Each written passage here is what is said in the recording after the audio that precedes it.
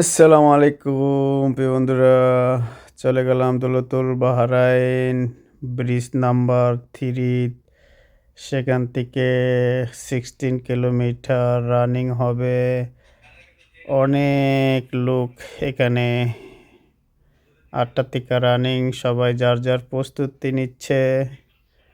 আমাদেরও একজন কোম্পানির সাদিক বিক্রম দাই, নেপালি সাদিক এখানে জয়েন দিয়ে করেছে, রানিং করবে 16 কিলোমিটার। তার জন্য আমরাও গিয়েছি দেখার জন্য, সাথে এনজয় করার জন্য। আলহামদুলিল্লাহ আমার সাথে আছে সাদ ভাই, সাথে আছে রাম ভাই, কামার ভাই, সাথে আমরা গিয়েছি বিক্রম ভাইয়ের জন্য।